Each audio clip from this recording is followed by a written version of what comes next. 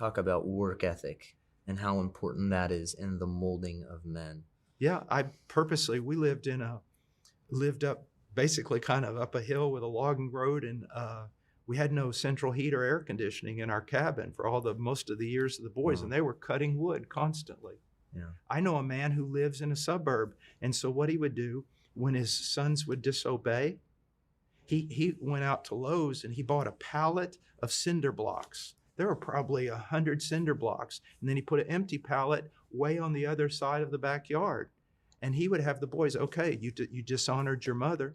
You're going to do 100 push-ups, this many sit-ups, and you're going to move all those cinder blocks from over there to over there. Yeah. And it just, toughness. Just briefly, Paul, you mentioned, your definition of masculinity is not some external facade. No. It is sacrificial service that is not defined, you said, by passivity, but because of inner strength, by being a man of character.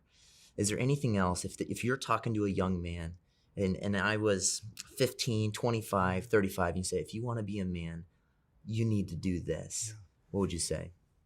I know this sounds just so simple, but you need to know who Jesus really was as he walked on this earth, and you need to imitate him. And you do that by, if someone, if you take some silly course on manhood, there's no telling what's going to end up. But if you will just get in the word and say, who is this Christ? And then know this, love. Look, I know a guy who went into the jungle with me one time. He was slight. He was afraid of absolutely everything. I mean, he was so afraid. He was afraid of his shadow, the leaves, the spiders, the snakes. He was afraid of everything. You'd say, well, how can you admire a guy like that? I admire him. Why? He was slight. He wasn't strong. He wasn't necessarily an outdoorsman, and he was scared. Do you know why he was there? Love. He was there because he loved the people and he wanted them to know Christ. It's love that makes a man strong. It's love that makes a man fight like a tiger. It's love. And that's what I want him to see. You take a Samuel Rutherford, you read Samuel Rutherford and his writing is so poetic. And at times, you're like, whoa, that's a little bit too much, And yet here was a man who would defy anything because of his love for Christ, because of his love for his people. And so, I don't want to build this. The Lord has spent many years destroying my bravado. It's one of the reasons for all my illnesses, everything else. It's to destroy that. We're not talking about some carnal strength or discipline or he's got muscles, coming out of his ears. I want a man who loves so much that he will just lay down his life.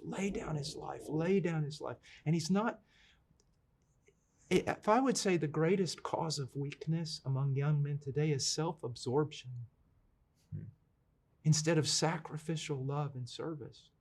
That's what will make a man defy armies.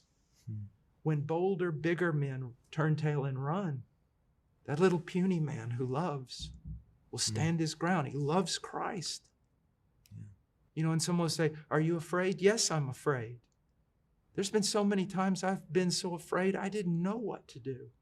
What keeps you in those moments? Because you're going to face enemies that it doesn't matter who you are. This is not the movies. They're going to take you down.